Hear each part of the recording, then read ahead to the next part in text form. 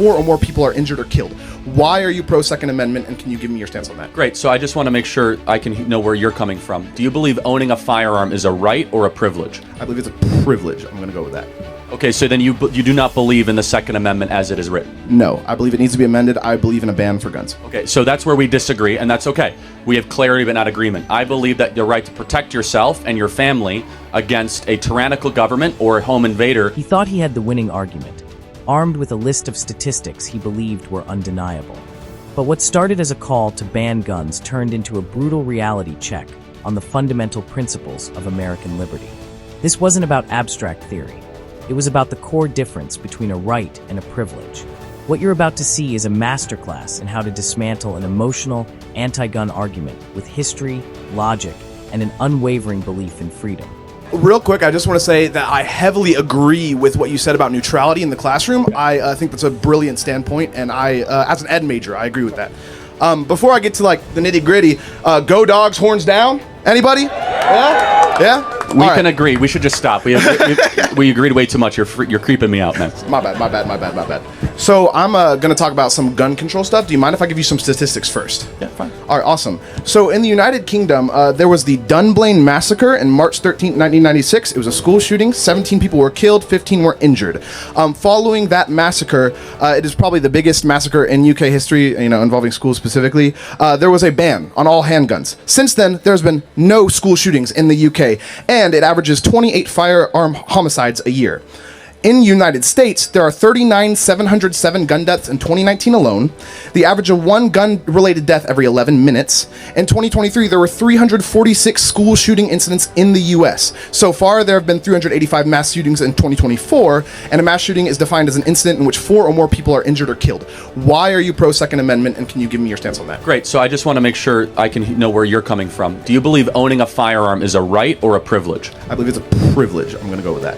Okay, so then you do not believe in the Second Amendment as it is written? No, I believe it needs to be amended. I believe in a ban for guns. Okay, so that's where we disagree, and that's okay. We have clarity but not agreement. I believe that your right to protect yourself and your family against a tyrannical government or a home invader is an inalienable right that must be protected, and that no one can take it away. Now, and that's okay. We have clarity on that. Mm-hmm. Now, let's go through why I believe that and some clarifying statistics. Yeah. Everything you said is true, but one part of it is misleading. Is that yes, there are about 30,000 gun deaths a year, or death by firearm, but 2/3 of them are death by suicide. Yes. Right? So it's a little misleading to say 30,000 or even every 11 minutes.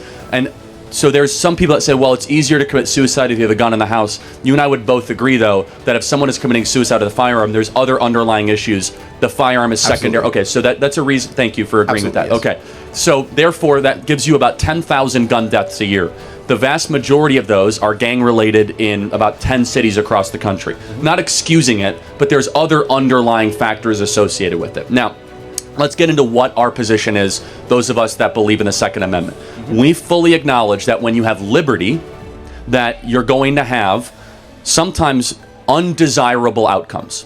For example, there are 50,000 people a year that die in auto fatalities, and it's tragic. However, no reasonable person would come up to the mic and say, let's ban driving.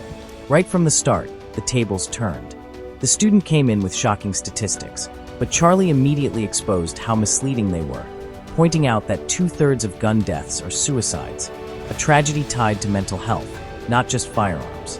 But then he reframed the issue as a price of liberty, comparing it to the risks of driving.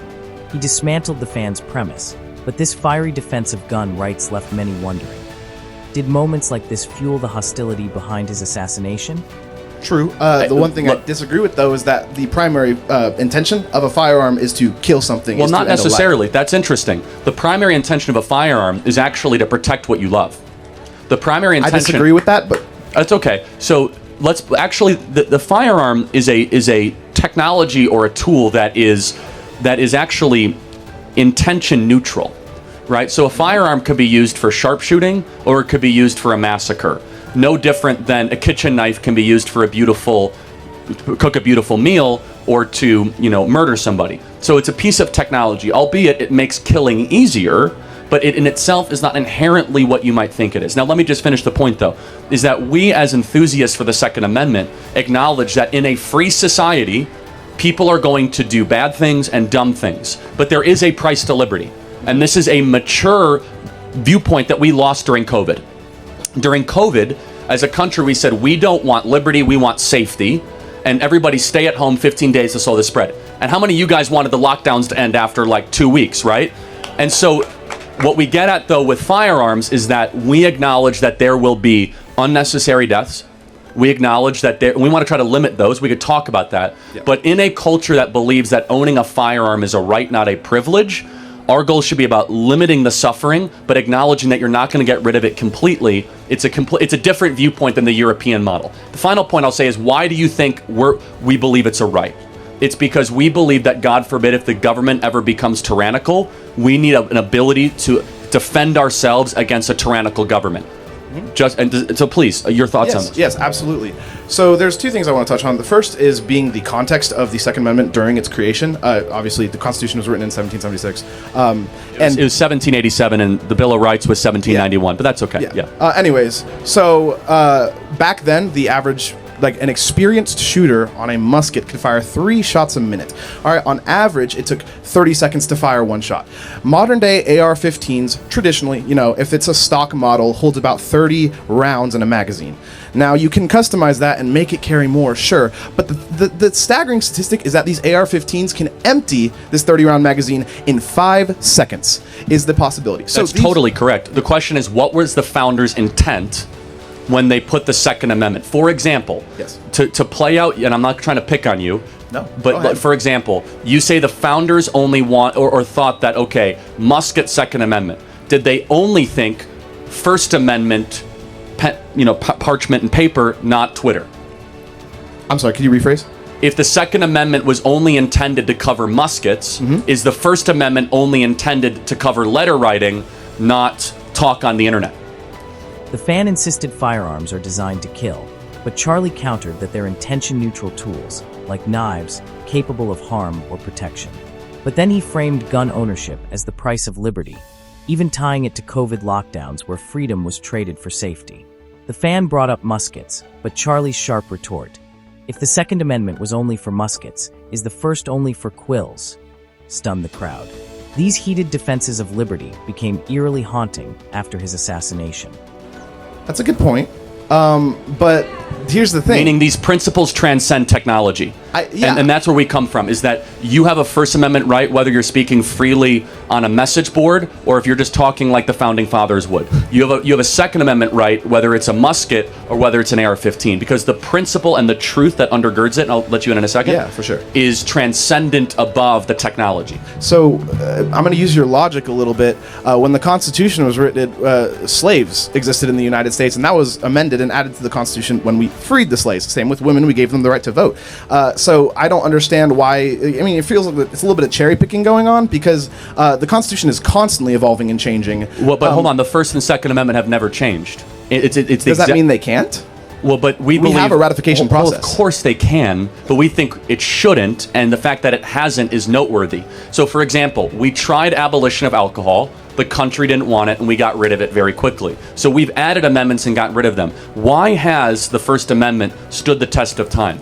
Because we believe, as conservatives, the Constitution was not written for the times, but stand the test of time. Why? Because it was written to analyze human nature. And this is where leftists and conservatives would disagree. We think human nature is consistent over time, whereas leftists think that you're a creature of your environment and human nature changes based on the nuances and the complexities around you. So, for example, we believe that the right to be able to petition your government and speak is something that is eternal and should never change. Does that make sense? This wasn't just about policy. It was about philosophy. The fan argued that since the Constitution has been amended before, the Second Amendment should also be fair game. But Charlie countered that principles like speech and self-defense transcend technology and time. He framed the Bill of Rights not as a document of its era, but as a safeguard of eternal truths about human nature and tyranny. His sharp defense of timeless liberty felt powerful in the moment, but then it turned chilling after his assassination. Yeah, and when you refer to the First Amendment, are you talking about the right to speak freely, or are you talking about the right to religion? Well, both. So there's two parts of the First Amendment: the free expression clause and the establishment clause. So it is you basically have the right to petition your government for grievances or redresses, and the government shall not create basically a state-run religion or the free exercise thereof. That is the original wording of the First Amendment. So can I ask you how, with the government cannot create a national or state-run religion, when we have justices like Supreme Court Justice Clarence Thomas, who is making calls based off his Catholic beliefs, how is that not a violation of separation of church and state? Well, so first of all, separation of church and state is not in the First Amendment. You're gleaning that out of it. So that's actually a letter that Thomas Jefferson wrote in 1803 to the Danbury Baptist Convention, assuring the Baptists that the government would not come after them. So you're insinuating that that is the subtext of it. However, the Warren Court resurrected that letter and said it's separation of church and state. However, you would agree that we can never have separation of conscience or morality of state, right? Can you elaborate? For example, you have somebody who's an office holder. The values that undergird them are going to be reflected in their decisions, of course. Yeah, so that's what's happening with Clarence Thomas. Yes. No different than Joe Biden's Catholic values are what's representing his open border policies. Yes, and speaking on, the overturn of Roe v. Wade, when Clarence Thomas did, he voted in favor to overturn that. Sure, you can use that argument there. But when it comes to him calling for the court to, reevaluate same-sex marriage and things like that, contraception rights, can you tell me what kind of economic impact either of those things have on it? It seems like a very religious standpoint. I don't want to get too deep in the weeds here. However, you'll never have separation of morality and state. And you've come up here in great faith, and I want to compliment you on that. You are wearing a Harris Wall sticker. Yes. Just one question. Can you tell me her greatest accomplishment? Absolutely. So I think that Biden-Harris administration was in an unfortunate position when they came into office. It was, around the height of the COVID pandemic. And I wish I had exact numbers for you right now. I should have done more research on that. But the inflation rate has gone down since the height of COVID to now. And Donald Trump's, one of his biggest policies is imposing tariffs, right? Does anyone have the numbers? Well, first of all, let me just ask, do you guys feel inflation has come down at all? So, no, it's okay. So this is important. I'm not picking on you, but this is the problem with just overly studying what the economists say. The American people don't buy this garbage because they're feeling the pain every single day. And I just want to say that, again, I'm just asking, what is her greatest accomplishment, though? Sure. So, in terms of her being the vice president, I'm willing to be critical of Kamala Harris, by the way. I think that there's not a lot of, incredible policies that she's put into place. I know that Donald Trump has been able to call into the House and, turn down some bills involving the border. But I will say why I want to vote for Harris for president, because she has promised things like the child tax credit. And she, it seems like to me, she's trying to do things in order to support these young mothers that are being forced into this scenario to give birth to children that they can't either support or they weren't ready for or they don't want. So the overturn of Roe v. Wade might ban abortions, and it's about what can we do, since Georgia, for example, up until Amber Thurman had a total ban on abortion. What can we do to support those mothers if we're going to ban abortion? Okay. Thank you very much. Yeah, thank you so much. This debate wasn't a clash of facts so much as a contest of frames. The student arrived armed with statistics and constitutional evolution arguments, but Charlie reframed the fight as philosophical. Were rights timeless or products of context? He argued the Bill of Rights protects enduring truths about human nature and limits on power, but the fan kept probing. If the Constitution can change, why exempt the second? Charlie answered with analogy and principle, insisting speech and self-defense transcend technology. The contest exposed an important lesson. Do you persuade by piling numbers, or by shaping the questions people remember? In the end, conviction, clear, practiced, relentless, won the room as the room simmered. It's a tragic irony that Charlie Kirk, a man who spent his life championing the right to self-defense, was himself the victim of a senseless act of violence. His powerful arguments, like the ones in this debate, now echo with a somber weight, a testament to a leader who understood that in a dangerous world, the right to protect yourself and your family is not a privilege, but the most fundamental right of all. Don't forget to leave your thoughts in the comments. Have a great day, and see you in the next one.